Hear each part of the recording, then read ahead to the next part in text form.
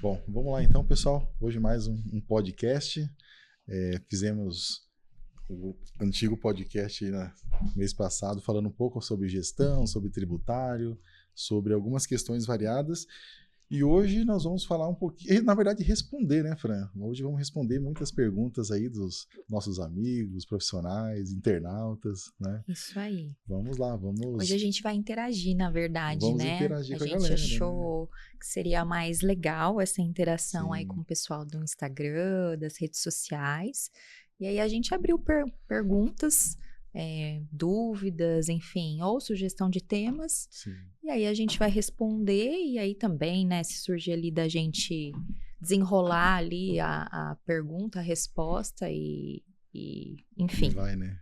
E vai. E já adiantamos que são muitas perguntas, então São. algumas delas vão ficar para um próximo podcast, né? Exatamente. Até, como eu disse, né, se desenrolar de repente uma Sim. resposta, né, demorar um pouquinho mais, porque às vezes o tema pode ser interessante, aí a gente vai deixar para uma parte 2. Fran, aí o que acontece, né? Nessa questão de nós respondermos perguntas, chega pergunta de tudo quanto é tipo, né? Na área tributária, na área contábil, departamento pessoal, direito não sei do que, e todos os ramos aí Gestão empresariais. de pessoas, né? até porque a gente deixou em aberto, Sim. né? A gente não colocou um tema específico, Justamente, né? deixamos em aberto. Eu vou então... Você quer começar tô aí? com algumas perguntas aqui, então, né? Tá. Vamos lá, vamos perguntando aqui, vamos trocando uma ideia, né? Que eu acho que é o essencial da coisa. Se a gente não souber responder... Pergunta para os universitários. Isso, ou a gente usa a frasezinha da Glória Pires, não sou capaz de opinar. E tá tudo Isso, bem, tá né? tudo bem, tá tudo certo. A gente traz num próximo episódio. É isso aí, né? É que nem aquele professor, né, na sala de aula. Olha, pessoal, eu não sei responder agora, mas na próxima aula eu te trago. Isso aí, exatamente. Por aí. Ô, Fran, aí tem uma pergunta aqui. Bom, eu acredito que não seja bacana, então, às vezes, falar o nome da pessoa que perguntou. Não, mas vamos falar não. direto à pergunta, né? Isso. A pessoa perguntou aqui, né? O que é recuperação tributária de créditos e qual o objetivo principal da recuperação tributária? Nós falamos um pouco disso no podcast anterior, mas eu acredito que a pessoa quer um pouquinho mais aí de alguns detalhes, né? Fala para nós aí, responde aí esse internauta aí. A recuperação tributária nada mais é que uma análise, né, dos documentos fiscais da empresa, geralmente ali dos últimos 5 anos, né, que é o período ali que tem de prescrição, onde a gente vai identificar oportunidades tributárias, algum crédito que a empresa deixou de tomar, ou algum débito que a empresa pagou a maior, enfim, fazer uma análise ali do fiscal da empresa e identificar alguma oportunidade tributária da empresa, tá? Dentro do que permite a legislação vigente, né? Obviamente, a gente classifica esses créditos, né, entre A, B e C, que a gente chama, né, que são os níveis de risco. Sim. Sendo o nível A, o nível mais aceitável. Mas, A é aquilo que já está previsto ali, claramente, dentro da legislação. B, aquilo que ainda a Receita não aceita muito bem, mas já tem jurisprudência bem favorável no CARF, então ainda dentro de uma esfera administrativa. E C, aquilo que aí a gente tem que partir já para uma esfera judicial, tá? Sim. Então, basicamente, a recuperação tributária, ela é isso, uma análise do fiscal da empresa a fim de identificar oportunidades tributárias. Porque também a recuperação ela pode ter algumas questões que a legislação ela foi modernizando e foi alterando, e no passado era permitido alguns créditos ou não eram permitidos, mas que agora são. Também. E a recuperação tributária vem justamente para essa análise do passado, né? Exatamente, também tem isso, né? Porque assim, a gente sabe que a legislação tributária, ela muda o tempo todo, né? Então, também precisa ter esse acompanhamento, né? E decisões judiciais, né? A própria tese do século, que a gente chama, né? A exclusão do CMS, lá da base do PIS e da COFINS. Demorou 20 anos, né? Para ter uma decisão lá do STF. Então, também tem as mudanças ali de legislação, de jurisprudência, enfim. Também a gente precisa desse acompanhamento. E a recuperação tributária, no podcast anterior, você comentou que ela era um bom subterfúgio para fazer caixa, né? Exatamente. Então, também é um ponto importante isso. É um ponto importante, e aí, por isso, também a importância da questão da classificação, né? Sim. Porque dependendo dos níveis, você já consegue utilizar esses créditos com bastante antecedência, né? Exatamente. A questão do nível A, B e C, aí também vai depender do cliente, né? Se ele é mais conservador, se ele é mais arrojado, vai depender muito de como está a situação da empresa, né? Se ela precisa de um caixa imediato, então de repente ela vai precisar ser um pouco mais arrojada. Sim. Se não, se está tudo bem, se ela pode esperar, se ela está com um caixa ok, então ela pode ser um pouco mais conservadora na decisão dela. Então tudo isso são estratégias que precisam ser adotadas ali, são decisões que precisam ser tomadas no momento da apresentação dessas oportunidades para o cliente. Eu vou pegar um gancho, então, já levando para esse ponto que você comenta agora. Muitos empresários falam assim, será que não é melhor eu pedir a restituição em vez de eu fazer a compensação, por mais que seja um crédito A ou um crédito B? Talvez para você responder vai depender do que você falou agora, né? Do risco, ou se ele tem caixa ou se não tem. Mas na sua opinião, por exemplo, se você fosse ali o dono da empresa, qual que seria a sua decisão? No geral, o que a gente faz com os clientes é sempre ir pelo método mais conservador, que é o pedido de restituição e aguarda a Receita fazer o pagamento em dinheiro, tá? Sim. Esse é digamos assim, o base, Sim. né? Mas existem os clientes que querem já fazer o pedido e usar para compensar com outros tributos. E ok, se for um crédito nível A, tudo certo. Já usaria num período futuro de 30 dias, por exemplo, numa competência seguinte, né? Tudo bem, tranquilo. Aí a decisão final, na verdade, é sempre do cliente, tá? A não ser que seja um crédito de muito risco, enfim, que aí o cliente tomou a decisão de fazer administrativo, aí a gente sempre pede para ir pelo nível, pela decisão mais conservadora, né? Pede e aguarda a Receita fazer o pagamento de dinheiro. Porque mesmo assim, aquilo que a gente já conversou no podcast anterior, né? A Receita ainda tem, mesmo te pagando, ela tem 5 anos para questionar, né? Para auditar aqueles valores, aqueles créditos, né? Então, tem que ter todo esse cuidado, né? Né? Lembrando que a gente sempre procura trabalhar com créditos que são legalmente viáveis, né? Nada assim de teses mirabolantes ou de teses que ainda entraram com poucas ações, não tem nenhuma decisão, algo assim muito... Nada.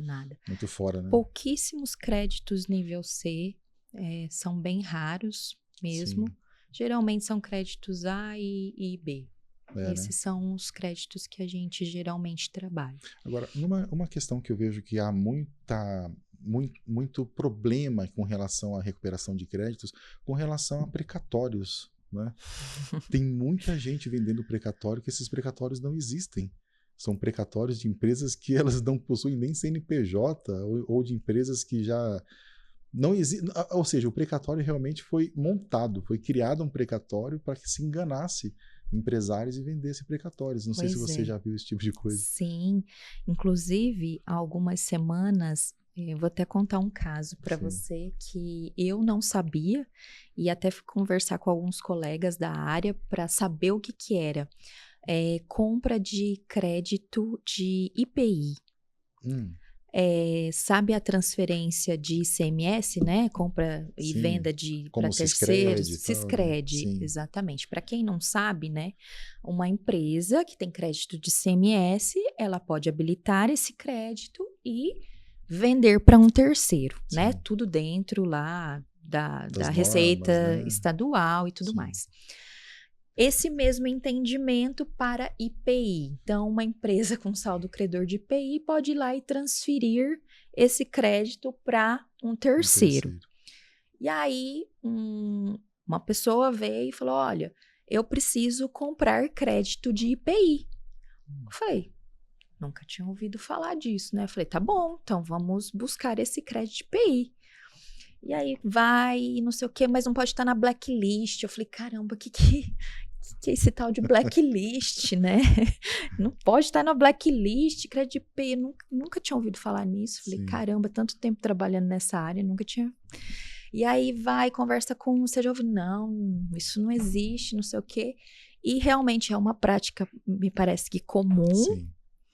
porém, não há na legislação nada que embase essa Sim. transferência de crédito para terceiros. Porém, há muitos escritórios que fazem Vendendo esse produto produto, que que ele é não crédito. existe. E detalhe, não é valor pequeno, tá? Nós estamos falando de Não. milhões, Valores bilhões. altos. São valores muito altos. E eu Altos. fiquei bem chocada. Sim. Compartilhando, então, eu tive um caso de um cliente que, antes de ser cliente nosso, ele comprou esses créditos de terceiro. O que De acontece? IPI? Era um outro crédito, não sei se era IPI. Eu mas acho era, que tem outros casos tem também, outros né? casos. E aí o que aconteceu? A Receita glosou tudo aquilo ali e os valores que ele tinha compensado voltou tudo para a conta corrente da Receita, com juro, multa, aquela coisa toda. E aí ele fez um parcelamento, claro, e aí ficou lá alguns anos pagando parcelamento, né? Então é também uma prática. Essa questão da recuperação tributária ela é muito importante, mas eu acho que o empresário, junto com o contador dele, tem que ter um cuidado muito grande na hora de fazer a contratação desses créditos também, né? Se certificar de onde que vem isso, ver se realmente são créditos certos, né? Porque depois, na verdade, esse pessoal que vende isso some e nunca mais aparece, né? Some e nunca mais aparece, exatamente. E assim, a importância da gente também estar sempre ali atualizado e ter uma boa relação Sim. com outras pessoas da área, né? Porque olha a importância, né? Sim. Um não sabia, o outro não sabia, mas aí até chegar numa pessoa que, não, olha, eu já estudei sobre isso e realmente Sim. não existe. Tal escritório vende, mas não é devido, enfim, aí a gente começa a Eu não entender um sei se pouco. você já percebeu isso, mas é comum. Geralmente são empresas ou escritórios de muito longe que ligam oferecendo isso. Eu não sei se aconteceu isso contigo já. Mas, por exemplo, assim, no Paraná, quem que vai te ligar para vender? É um escritório de uma consultoria lá do Rio de Janeiro, algo que você não pode ir lá ver, algo que você não consegue ter contato. Então, você tem que acreditar naquela documentação que chega para você. Então, é delicado esse tipo de negociação. Então, eu Exatamente. sempre penso assim, quando você vai fazer uma negociação, principalmente que envolva o fisco, Receita Federal, estadual ou até municipal, você tem que se certificar que aquilo ali realmente existe perante o órgão que você está sendo apresentado aquele crédito, né? Exatamente. Senão, esse pepino pode sobrar para você que está comprando, né? Exatamente. Então, Não, e o que foi engraçado é que não era uma pessoa vendendo o crédito, era uma pessoa que queria comprar o crédito. poxa, diferente, hein? Não Essa é? pessoa já sabia.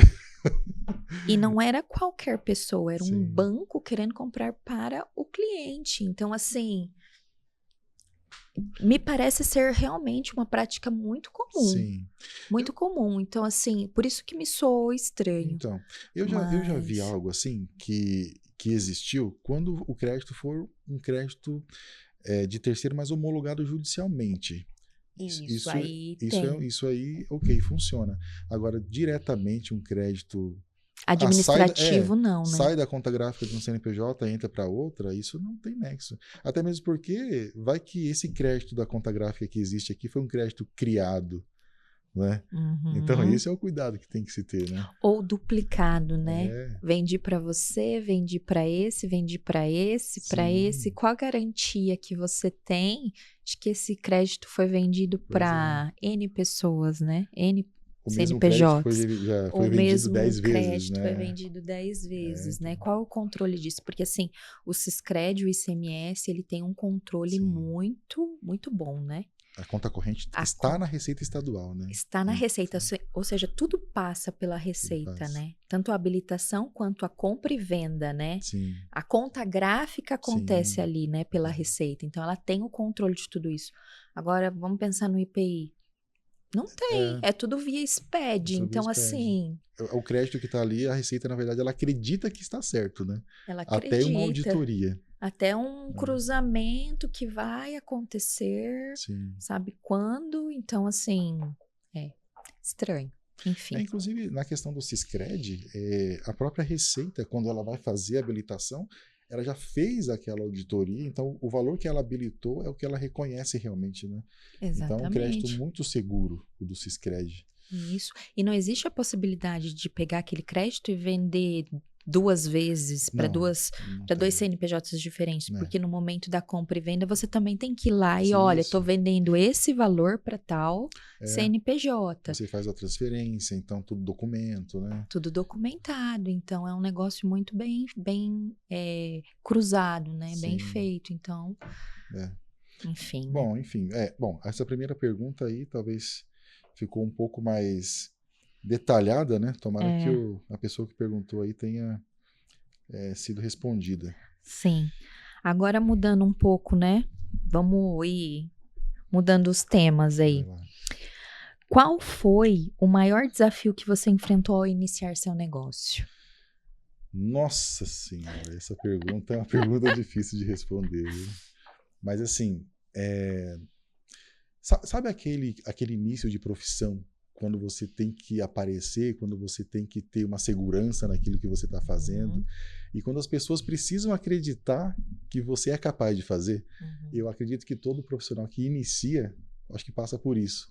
Então, eu acredito que o maior desafio foi realmente, no início da minha carreira profissional, conquistar essa confiança do cliente, do empresário, mostrar que eu tinha conhecimento, que eu podia fazer. Essa insegurança mesmo do começo, né? Então, acho que ali é aquele pontapé, vamos imaginar assim. Se você passar daquela barreira, aí você realmente tem tudo para dar certo. Mas voar, né? muitos param nessa barreira, né? Nessa barreira de... poxa, eu estou inseguro, acho que não conheço o suficiente, e aí a pessoa realmente desiste.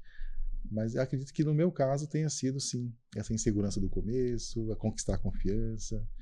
Aí depois é natural, né? Depois você vai trabalhando e a coisa vai acontecendo. Acho que é porque a gente não é ensinado sobre empreendedorismo. Não.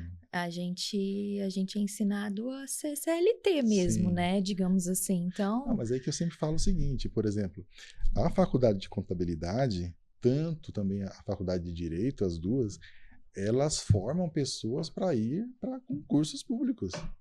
Elas não formam pessoas para estar na empresa, para ser um gestor, para saber lidar com gente, para conversar, entende? As faculdades de contabilidade e de direito, elas formam pessoas para ser concurseiros. E é isso, né?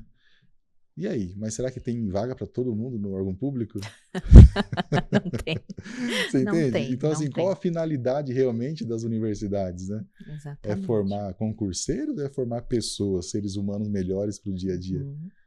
E eu acho que outra coisa muito importante, né, é a gente se descobrir, né, como profissional e também saber os nossos pontos fracos e pontos fortes, né? Porque assim, todo mundo pode ser empreendedor, todo mundo pode ser gestor, mas a gente tem que saber também os nossos limites para saber com quem a gente vai trabalhar, né? Como vai ser a nossa equipe. Importante É isso. importante, né? Importante. Porque, por exemplo, eu sou uma pessoa mais macro. Eu digo que eu sou uma pessoa mais macro. Então, eu preciso trabalhar com pessoas que são um pouco mais detalhistas. Sim. Então, eu preciso ter na minha equipe pessoas um pouco mais detalhistas. Sim. Né? Então, são essas coisinhas que vão fazendo vai você pegando, formar pessoas e uma empresa mais completa, Sim. né? E a questão, assim, por exemplo, você entendendo qual que é o seu ponto mais forte e o seu ponto mais fraco, Exatamente. você consegue trazer pessoas para o seu time que complementam esses seus pontos, que você não está totalmente completo, não é? Exatamente. Então, poxa, eu, por exemplo, sempre me identifiquei muito com a parte técnica. A parte comercial, eu não tinha esse tato, eu não conseguia fazer isso. Então, eu trouxe pessoas que me ajudaram a aprender a fazer isso, né? Exatamente. Sou excelente? Não. Mas eu estou no caminho para aprender todo dia, né? Então, esses desafios que a gente vai tendo que moldar. É aquela questão assim, só vou fazer algo quando eu estiver totalmente completo. Você nunca vai estar completo. né? Nunca. A sua vida nunca vai estar completa. Ou também não dizer, não sei fazer isso. Também não é o caso. Porque É. eu acho que a gente aprende, né? Que nem você falou do comercial. Eu também. Sempre me identifiquei mais com a parte técnica que comercial. Mas, cara, a hora que você é empurrado, Sim, você aprende você tem que na ir, né? amarra. Porque, assim, você tem que se virar. Porque é só você ou você. Sim. Então, você tem que aprender a fazer o negócio. Então, É passando a dificuldade que você descobre que você é capaz. que você é né? capaz e que Sim. às vezes você é até bom naquilo. Então. Então, eu acho que as coisas a gente aprende a fazer. Mas você precisa também entender que você precisa de pessoas, às vezes, melhores que você Sim. em determinadas coisas para que você forme uma boa equipe e Eu, faça o negócio acontecer, sendo né? bem honesto, eu gostaria de ser o menos inteligente da minha empresa. Eu gostaria de ser o menos inteligente. Eu Porque sempre pensei assim. Na minha equipe, eu sempre pensei. Eu quero ser sempre a que menos sabe. Justamente, porque aí nós vamos ter um ganho nesse nosso meio, né, empresarial, nesse nosso meio profissional. E tendo uma equipe excelente, com certeza você vai crescer também. E eu tenho, assim, Exatamente. eu acredito que isso passou também na sua carreira, mas assim, nós tivemos bons professores, ou nós tivemos boas pessoas que nos mostravam onde nós tínhamos que ir para a gente ser bom naquilo que a gente pretendia ser, né? É aquela questão do meio, né? O meio vai te moldar de alguma forma. Se Vai. você estiver no meio de pessoas que querem algo para o futuro, você também vai. Mas se você estiver no meio de pessoas que não querem nada com nada, possivelmente você vai ser mais um daqueles, né? Exatamente. Então, acho que isso também é um ponto muito importante para quem está realmente iniciando na profissão, né? Com certeza. Eu sempre pensei dessa forma também. Pessoas que sabem mais, que são Sim. mais inteligentes ou que têm coisas a agregar. As pessoas têm essa mania de achar que o líder ou o gestor, ele precisa saber tudo, ele precisa saber mais. Não necessariamente. Ele tem que ser um bom gestor. Sim. Ele tem que saber liderar uma equipe. Obviamente, ele tem que ser tecnicamente bom, né? Mas não necessariamente ele precisa saber tudo. Ele precisa ter uma equipe muito boa, ele precisa saber também onde ele falha, né? Onde ele não é bom, para ter pessoas na equipe que o complemente, Sim. né? Então, eu sempre pensei dessa forma.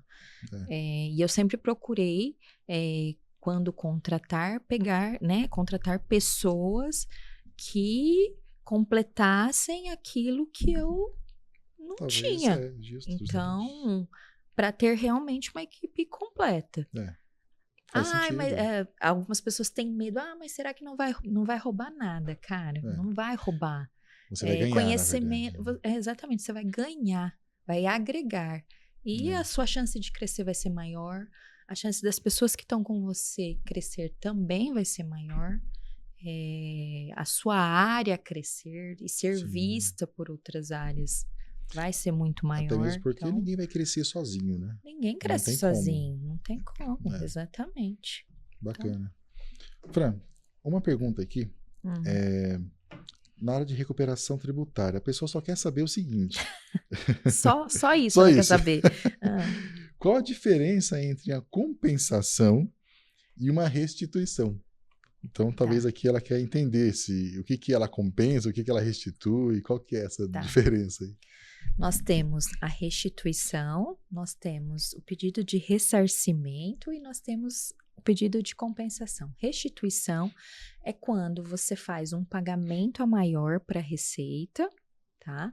E aí você pode pedir restituição desse valor, né? Então, fui lá, paguei um valor de PIS e COFINS, por exemplo, a maior, e identifiquei que eu paguei a mais para a Receita e eu quero recuperar esse valor. Então, eu vou lá e faço um pedido de restituição, que é o que acontece na declaração de imposto de renda pessoa física. Você vai lá, faz a sua declaração, viu que você tinha um valor para receber. Então, você restitui esse valor. Ressarcimento é quando uma empresa ela tem um saldo credor na sua conta gráfica e dentro dessa apuração, ela tem receitas que não são tributadas, e aí você pode fazer um rateio dessa apuração. Dentro desse rateio, parte desse crédito que está lá na conta gráfica, você pode pedir ressarcimento desse valor, tá? Para a Receita. Não houve pagamento ainda, mas ele pode Não restituir. houve pagamento, tá? Então, você pode ressarcir esse valor. E compensação você pediu a restituição e você pediu o ressarcimento, a Receita ainda não te pagou em dinheiro. Então, você pode pegar esses pedidos e, ao invés de esperar a Receita te pagar em dinheiro, você pode ir lá e compensar com um débito seu de outros tributos. Então, por exemplo, você tem um valor a ressarcir lá de PIS e COFINS, mas você tem um débito de INSS, né? E aí a gente chama de compensação cruzada. Você vai lá e faz a compensação com o seu débito de INSS. Você não espera a Receita te pagar em dinheiro. Você vai lá e já compensa. Eu tenho 10 mil para ressarcir e eu tenho 10 mil a pagar, vou lá, cruzo e compenso. Um com o outro. Sim. Basicamente é isso. E nós temos a compensação de ofício, que é quando a empresa ela deve para a Receita, tem débitos em aberto, e ela faz um pedido de restituição ou de ressarcimento, e a própria Receita vai lá e fala, olha, tá bom, eu tô te devendo, mas você também está me devendo, então eu vou pegar aqui, ó, o que eu tô te devendo, pego o que você tá me devendo e vou cruzar aqui, ó. Nem pergunta. Não pergunta, ela só fala, ó, eu te devo, você me deve, vou cruzar aqui, ó. Sim. Tô te informando aqui, ó, compensação de ofício, tá bom? Tá bom? Se você não quiser, você pode avisar, mas daí vai ficar travado aqui. Então, basicamente é isso. Legal, muito bom. Bom, então acho que essa pergunta ficou muito boa, muito bem respondida aí. E vamos para a próxima, então, do nosso internato, dos nossos amigos. Vamos lá, deixa eu ver aqui.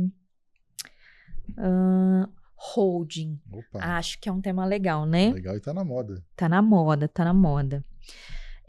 Quais são as principais vantagens de constituir uma holding patrimonial para uma família ou empresa?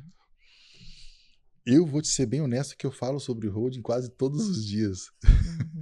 De tanto que é necessário e de quanto que os empresários e as pessoas estão interessadas em holding, né? Eu sempre trato a holding, Fran, assim, em dois vieses. Por exemplo, primeiramente, na gestão tributária, como uma forma de planejamento tributário, e a holding também serve para uma certa blindagem ou proteção patrimonial também, né? Então, eu sempre falo o seguinte, a holding ela não pode ser vista apenas para a sucessão. A sucessão também é uma forma, vai acabar levando para a sucessão também mais facilitada. Mas a holding ela vai servir por dois motivos principais. Primeiro, para você economizar tributos com a própria holding, nas reorganizações empresariais e tal, né? E segundo, que você vai tirar muitos riscos de dentro da empresa com essa segregação do patrimônio, né? Então, o que eu vejo muitas vezes? As empresas, elas têm muito patrimônio no CNPJ principal da atividade dela, que está o maior risco, mas ela não sabe que ela poderia fazer uma cisão, ela não poderia colocar isso dentro de uma holding, tirar todo aquele patrimônio que está dentro da pessoa jurídica, que está ali no risco maior, e segregar esses riscos. Então, eu vejo assim, a questão tributária e a segregação dos riscos, para mim, são dos primordiais objetivos de uma holding, né? Sim. Então, isso aí eu vejo que hoje, a maioria dos empresários não sabe que isso é possível, né? Para mim, uma empresa só tem que ter 4 operações. Ela tem que comprar, ela tem que pagar o fornecedor, ela tem que vender e ela tem que receber do cliente. Ela não tem que ter patrimônio, ela não tem que ter carro, ela não tem que ter caminhão, ela não tem que ter imóvel, ela não tem que ter maquinário, a empresa não tem que ter nada. A empresa tem que ter todo esse imobilizado, esse patrimônio, nas empresas que fazem a gestão desses ativos e não dentro da atividade principal. Porque se há, por exemplo, um processo judicial, o juiz manda bloquear a conta, não tem dinheiro na conta, ele vai na empresa e manda bloquear uma máquina. E aí? Vai ao arresto, vai para leilão, e a empresa cessa a atividade por causa de um bloqueio judicial. Muitas vezes um bloqueio judicial pequeno, né? Então, sim, a holding ela serve também para evitar que as empresas parem a sua atividade operacional, né? Então, eu vejo que é muito importante, assim, todas as empresas, os empresários pensarem realmente na holding para 3 motivos. Os 2 principais, que é a parte tributária, redução de tributos. A segunda, a reorganização patrimonial e eliminação de riscos, né? E a terceira, claro, daí vem na régua aí, que é a sucessão, né? Mas são pontos muito importantes, que todo empresário deveria estar pensando nisso, né? E quando a gente fala de pessoa física, existe um mínimo para você ter uma holding? Porque o pessoal fala, tem que ser rico, tem que ter muitos imóveis. Existe isso ou não? Não, não. A pessoa tendo uma casa lá, ela já pode ter uma holding? Como que é? Sim. Nós temos que pensar que a holding, o CNPJ, a gente sempre fala isso, que o CNPJ nunca morre, né?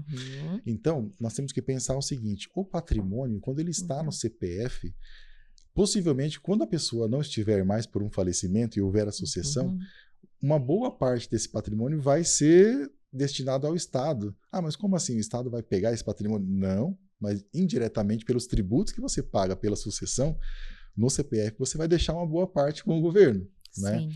Como a holding é um CNPJ e o CNPJ nunca morre, você já faz a sucessão para o próprio filho que ainda tem 6 meses de idade. Então, assim, você consegue fazer uma sucessão muito antes. Por exemplo, eu tenho um empresário de 25 anos com filhos que já estão com holding. Não tem patrimônio, mas já está ali com o processo de sucessão já formatado. Quando o empresário vai aumentando o seu patrimônio, na verdade, já está dentro de um CNPJ. E aí tudo isso já vai se criando dentro de um CNPJ. Daqui 30, 40, 50 anos, quando esse empresário já tem os filhos grandes, que já vão ter a sucessão empresarial, não a sucessão total, vamos imaginar, mas a sucessão empresarial, essa holding já vai estar formatada para que esse herdeiro já toque os negócios de uma forma que sim, que não precisa haver uma sucessão por inventário, por exemplo, uma morte, né, dos pais, custando muito menos, ou até nem custando nada, né? Então, eu vejo que os benefícios da holding são benefícios que, infelizmente, é que no Brasil é assim, né? Quando você tem benefícios para as pessoas pagarem menos tributos, esses benefícios não são divulgados, né? Não. Então, a gente sempre pensa, poxa, só as pessoas com muito dinheiro, só os ricos podem ter holding? Não. A dona Maria da esquina, que tem só uma casa, ela pode ter uma holding. Mas aí, por exemplo, quando tem filho pequeno, né? Você falou, bebezinho, precisa emancipar ou não precisa emancipar a criança? Não há necessidade, porque assim, a emancipação, ela vai se dar apenas para os atos que ele iria praticar operacionalmente. Só como ele não vai praticar nenhum ato, ele vai ser apenas representado pelos pais, ele já é dono do patrimônio, mas ele não tem atos de gerência. Ele não tem atos operacionais, então não precisa emancipar, não tem essa necessidade. Olha, legal. Né? Então você, por exemplo, estudando mais sobre holding, nos Estados Unidos, por exemplo, praticamente as famílias já sabem que eles não podem ter nada no CNPJ, no CPF, desculpa. Eles já, quando começam a sua vida familiar, eles já abrem um CNPJ para o patrimônio total da família já está dentro de um CNPJ. Então é outro nível de instrução, é uma evolução mais da sociedade, tem mais instruções. Então, assim, é uma outra sociedade, né? Mas no Brasil não se tem isso, infelizmente. E assim, qual é o custo para uma pessoa física? Lógico, você não vai falar valores, assim, mas só para as pessoas terem uma ideia de custo de uma transição, na verdade, desculpa, uma transição entre pessoa física para uma holding. Sim. Então, aí nós temos alguns subterfúgios, né? Alguns benefícios que podem ser aplicados. Como, por exemplo, quando você tem um patrimônio na pessoa física e vai transferir esse patrimônio para uma holding, você possui ali alguns benefícios, tais como, por exemplo, a imunidade do ITBI, quando você faz a transferência do imóvel para dentro de uma pessoa jurídica. Então, você vai ter essa imunidade do ITBI, que você não vai pagar ITBI sobre essa transferência. Claro que tem uns requisitos ali depois, você tem que cumprir, mas nada de muito complicado, né? Então, teoricamente, assim, é possível fazer e não é tão burocrático, mas vai depender das famílias, porque cada família tem o seu patrimônio, tem as suas operações, então cada caso vai ser um valor específico, né? Entendi. Porque há profissionais que cobram, por exemplo, por percentual do patrimônio, tem profissionais que cobram por hora técnica, então vai da negociação, né? Mas assim... Mas o custo maior, então, é o profissional, não tributos em si e tudo mais. Não é o tributo porque, principalmente falando de imóveis, né? Ele já tem a imunidade do ITBI. Então acaba não tendo essa tributação na transferência, né? Por exemplo, tem uma decisão do STF, que já tem aí talvez uns 4 anos, 3, 4 anos, que, por exemplo, o que as prefeituras faziam? Quando havia transferência de imóveis, a prefeitura tinha um valor base daquele imóvel naquela região. Então, as duas partes vão lá, fazem uma escritura, negociam por 100 mil um imóvel, mas a prefeitura falava assim, não, o valor venal desse imóvel que a prefeitura acha é 150. Aí o ITBI era sobre 150 e não sobre a transação real que eles praticavam. Aí houve alguma ação judicial e o STF falou o seguinte, não, o ITBI tem que incidir sobre o valor real da transação e não daquela previsão que a prefeitura imagina que o imóvel vale. Entende? Então, tinha mais essa pegadinha que a prefeitura se aproveitava disso. Inclusive, hoje, a recuperação tributária do ITBI também é uma realidade para os imóveis. Então, todas as transações imobiliárias que aconteceram nos últimos 5 anos, com base numa projeção de valor venal de imóveis que a prefeitura dá, e a diferença do valor real praticado na escritura, ela pode ser recuperada do ITBI. Né? Então, tem mais essas pegadinhas. Então, assim, você vê como no Brasil não é estimulado as pessoas a economizarem impostos? Não. É sempre tendo aí algo para elas pagarem mais? Sim. Né? Inclusive a questão agora, né, do rombo do INSS. De 6 bilhões passou para 90. 90 bilhões? Caramba, né? Não, e quem vai pagar a conta? Quem? Nós. Todo mundo, né? Todo mundo. Quem roubou não vai pagar, né? Então, aí quem vai devolver? Não é aqueles que receberam a propina agora, né? Não. É quem não tinha nada a ver com a história. É quem não tinha nada a ver, né? Mas tudo bem. Vamos lá, né? Vamos lá, deixa eu ver se tem Qual mais. Qual a próxima? Acho que da hold, em que momento vale a pena considerar a aquisição? Você já respondeu. É que são muitas perguntas, né? São.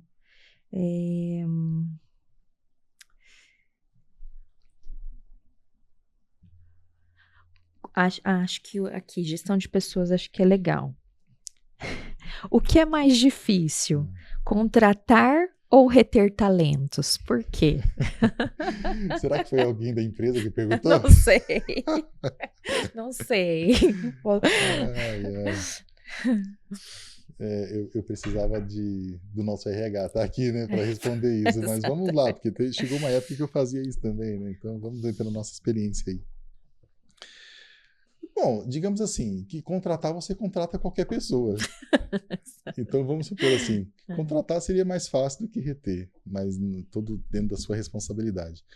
Mas eu acredito que talvez a retenção seja mais complicada também, né? Porque a contratação você faz com base em poucos momentos, em uma entrevista ou 2, com base num currículo. O histórico da pessoa, muitas vezes as empresas não vão investigar também. Então, assim, a contratação, às vezes, ela tem as suas falhas, que são naturais, né? Agora, a retenção eu vejo que não depende só da empresa, de repente depende também do próprio empregado, que foi contratado, né? Então, assim, muitas vezes as expectativas não batem das duas partes, né? Sim. Então, assim, é muito difícil a empresa reter pessoas, não pela cultura, muitas vezes, organizacional, mas pela cultura de vida que tem aquela pessoa também, que não se encaixa com a cultura da empresa. Então, eu acredito que assim, esse ponto de retenção é um ponto que acho que os recursos humanos têm um desafio muito grande, porque é aquela coisa, você não vai conseguir agradar todo mundo, né? Então, ainda mais dentro das empresas, onde tem vários perfis, culturas. Então, assim, cada pessoa é uma cultura. E cada pessoa nasceu de uma família com uma cultura diferente. Então, como é que você vai juntar tudo isso dentro de uma empresa e fazer tudo dar certo ao mesmo tempo? Então, eu acredito que a retenção ela seja mais complexa do que a contratação por causa desses fatores, sabe? Mas você não acha que... Acho que você falou um ponto importante ali da contratação, né? Acho que realmente tem algumas falhas na contratação, né? A questão do tempo.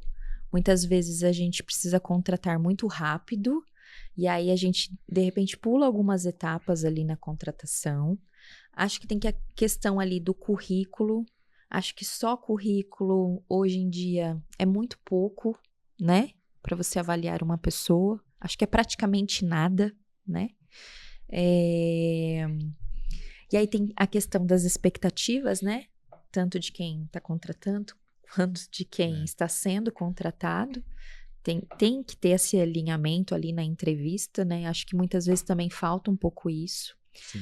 E eu acho, principalmente as empresas grandes, né? Não sei como é no escritório isso, mas a participação do gestor da área nessas etapas de contratação.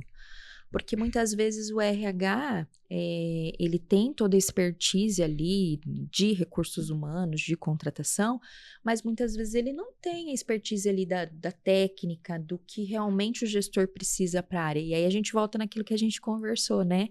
Das limitações, daquilo que você realmente precisa para o seu departamento. Então, eu acho muito importante ter a participação, né, do gestor da equipe ali na contratação para entender se aquela pessoa ela realmente faz sentido ou não. Sim. Óbvio que não vai ser 100% assertivo, Sim. mas eu acredito que melhora muito o percentual de contratação. Sim. Não sei se você pensa da mesma Sim. forma, mas eu acho que melhoraria essa Sim. parte, né?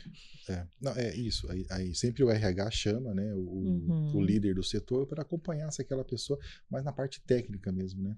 A parte comportamental, o RH se encarrega disso e a parte técnica mesmo ali do processo, né? Aí o gestor imediato que está ali para ver se a pessoa realmente entende ou não. E tem algumas questões também que são interessantes, porque, por exemplo, assim, às vezes você vai fazer uma entrevista com alguém e pede para a pessoa responder um teste. Às vezes a pessoa não assina nenhum nome no teste, né? Aí você já vê que tem dois problemas. Primeiro que o comportamental, se ele já faz isso na entrevista, possivelmente ele não vai seguir pela cultura organizacional. E segundo, se ele não foi capaz de responder nenhum nome, imagina as perguntas técnicas, né? Então é tenso isso. Já Não, tivemos aí você já muitos descarta, casos. né? Já descarta. Isso você não leva para frente, porque já é um custo você chamar a pessoa para fazer a entrevista. E aí seria mais um custo ainda, sei, vezes 3, vezes 4, de você depois demitir no contrato de experiência. Então, são situações. Mas sabe o que eu vejo? Eu acho que as pessoas, assim, elas estão treinando muito para a entrevista. Elas estão, assim, sabe, tendo um roteiro muito formado na hora de ir para a entrevista. Porque são respostas prontas, são respostas que você busca nos livros, são respostas que você já... Ou a pessoa faz muita entrevista mesmo, que as respostas deles são todas iguais, ou realmente ela foi para aquela entrevista mesmo assim, ela falou, cara, eu preciso estudar para essa entrevista, entende? Então é complexo. Mas aí entra naquilo que eu falei. Será que não tá tudo muito igual, essas entrevistas? Será que não tá tudo muito quadradinho, As mesmas sabe assim? perguntas, Às né? vezes perguntas. Será que todas as empresas, elas trabalham do mesmo jeito? Será que todos os departamentos são iguais? Então. Será que não falta um pouco, entende? Por isso que não tem tanta falha na contratação, as pessoas não se encaixam tanto. Será que não seria mais assertivo mudar um pouco esse modelo? Entende? Porque realmente as pessoas elas ensaiam, né? É óbvio, né? Porque a pessoa fica nervosa, a pessoa de repente para ficar mais tranquila ali na entrevista, aquela coisa, né? Qual é a sua maior qualidade? Eu sou perfeccionista, mas isso é qualidade ou não é? Entendeu? E aí, é ou não é? Entende? Então, assim, não sei, acho que deveriam mudar um pouco esse padrão, né? Hoje eu estava, por exemplo, eu estava visitando um cliente, e aí ela falou assim, nós contratamos uma pessoa e no dia de ela vir começar a trabalhar, ela ligou dizendo que, olha, não vou mais não, porque até chegar na sua empresa tem um morro muito grande para subir aqui. E aí, se eu fizer isso todo dia, aí não vai dar. A pessoa desistiu porque ela tinha que subir uma subidinha. Subir um morro a pé? Um morro a pé, você entende? Mas assim, que nem eu falei para o empresário, eu falei, olha, se nós formos listar todas as desculpas que as pessoas dão hoje em dia nas contratações ou no emprego, eu acredito que a enciclopédia Barça seria muito pequena em relação a essas desculpas que a gente vê. Porque, assim, é algo inacreditável, você não acredita. São situações que... Não, é tenso. Eu Gente. saindo hoje do restaurante, um cara chegou e abordou, falou assim, eu sou morador de rua, nada contra, claro, né? Mas eu sou morador de rua, tô desempregado e preciso de uma marmita. Eu acabei de sair do empresário que estava com 30 vagas em aberto e não consegue contratar. Fecha a conta? Não fecha. Não fecha, a Você conta não entende? Então, fecha. assim, onde é que está o problema? Ou a pessoa não gosta de fazer aquele trabalho? Cara, quem está desempregado, quem é pai de família, quem tem que pagar aluguel, quem tem que vestir, quem tem que... Não vai recusar trabalho. Não, Qual que é a deixa dessa? Eu não consigo entender. eu Entende? também não. Conta não fecha. Não fecha. Não fecha, não fecha mesmo. E eu penso que quem é bom, profissional que é bom, não fica sem trabalho. Você concorda comigo? Concordo. Porque sempre vai ter portas abertas para Sim. ele. Sempre vai ter alguém ali. Ó, vem trabalhar Sim. comigo. O assédio é muito O grande sobre essas assédio é pessoas, muito grande né? sobre essas pessoas, É. né? Porque realmente a pessoa é muito boa. Então, não sei, também não consigo entender. Enfim, né? Respondida a pergunta? Acho que sim. Vamos lá. Ô, Fran, eu tenho uma pergunta aqui. E nosso tempo já tá quase Tá acabando, quase. hein? É Tem um verdade. monte de pergunta Nossa, vai ainda. ter que ficar a pergunta para a próxima. Mas assim, tem um rapaz aqui que ele pergunta. Talvez ele seja ainda uma pessoa que esteja iniciando, mas ele só pergunta assim: o que é uma substituição tributária? Amigo. A perguntinha fácil O que é dessa. substituição tributária? Meu amigo, vou te indicar, entre na Cefaz. Eita, você vai assustar já o rapaz. Substituição tributária. Vamos lá. ICMS. A substituição tributária foi criada para determinados produtos, né? Há um tempo atrás. Na verdade, a fim de controlar, né, a tributação desses determinados produtos. Cigarros, bebidas, enfim.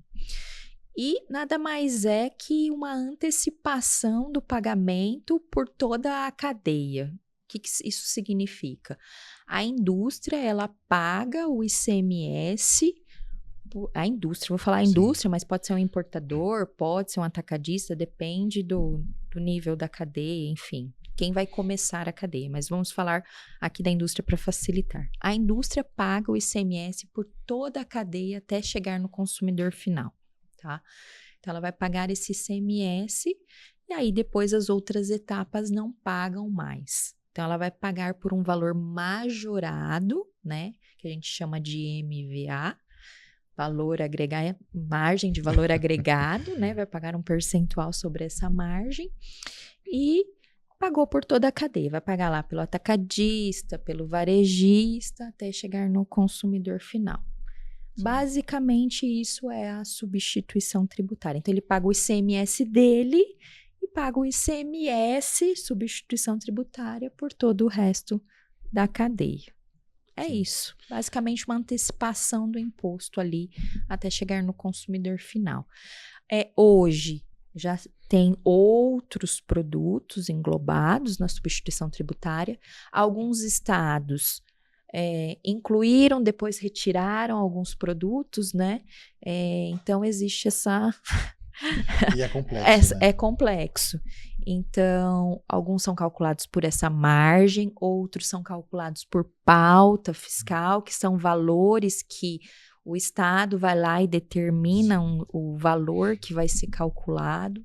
Então, parece simples, mas não é tão simples. E cada estado tem a sua margem, Sim. a sua forma de fazer o cálculo. Lembrando que a pauta fiscal, ela na verdade, são pesquisas que são feitas naquelas regiões para que se busque ali um preço praticado médio, alguma coisa assim, para que leve daí nessa MVA, né?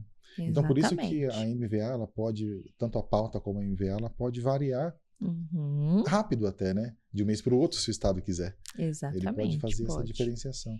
E é isso que vai causando os problemas fiscais, porque muitas vezes as empresas, elas têm um custo muito grande de acompanhar esse emaranhado de legislação, né?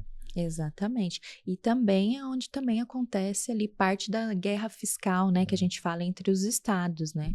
Porque cada estado trabalha com a sua margem, então Sim. isso pode ali alterar preço, enfim, entre os estados. Não é só isso que faz acontecer a guerra fiscal, né? Então, Mas é também um dos pontos. sim. E essa questão de MVA, de ST, ela causa um prejuízo diariamente, eu vejo, assim, para muitas empresas, porque, poxa, tinha que pagar uma MVA sobre tanto, ou uma GNRE, que é uma guia desse Uhum. tributo que era de R$ 10, foi pago de R$ 9,50. Aí você passa numa barreira fiscal, o cara prende o caminhão, prende a Prende, mercadoria, aí é o tempo de prende. frete, é o tempo do transporte. Uhum. Poxa, esse custo Brasil tributário é complexo demais, É hein? complexo. E dependendo do estado, se para numa fiscalização, se eles entenderem que o cálculo está errado, você não sai de lá enquanto você não pagar a guia com o valor que eles entendem que é o É correto. correto. Mesmo você entendendo que não faz sentido. Então, realmente é bem complexo, é complicado. É. E tem uma questão também que eu vejo assim. Existe uma subjetividade muito grande dos fiscais para a interpretação da legislação, não é?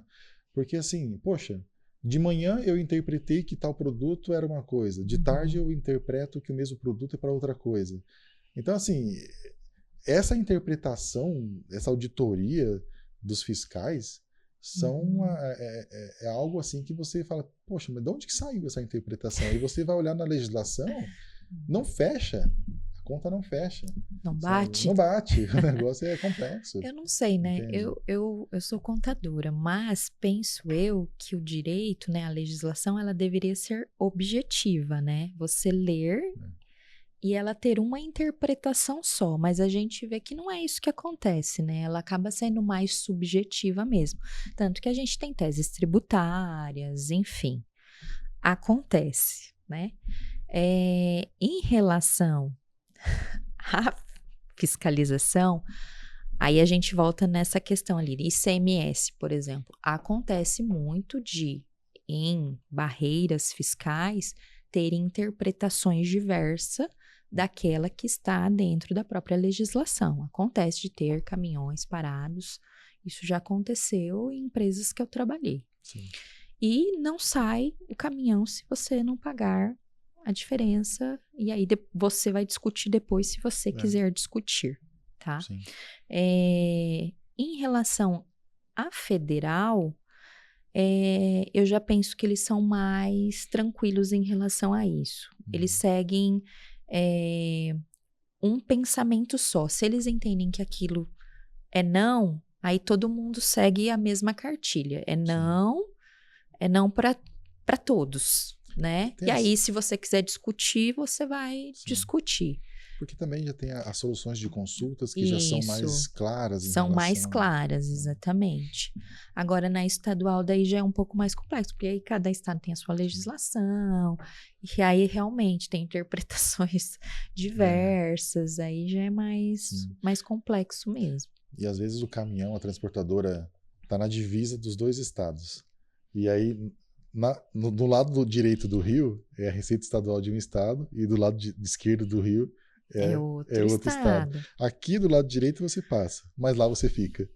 Então é uma coisa estranha exatamente. mesmo, sabe? Esse custo tributário, custo de legislação tributária no Brasil é desanimador muitas vezes se você for pensar fala Uhum. assim, caramba, eu vou ter que gastar quanto para cumprir a lei tributária, Mas a gente né? espera que com a reforma tributária isso Tenda, melhore, né? A tendência é que melhore. O que que você acha? olha, eu penso assim, Hum, é como se fosse assim, cada ano que passa é um do passado que morre, né? É, Então, assim, por mais 5 anos, nós vamos ter ainda bastante coisas aí que vão acontecer, de litígios e tal, né?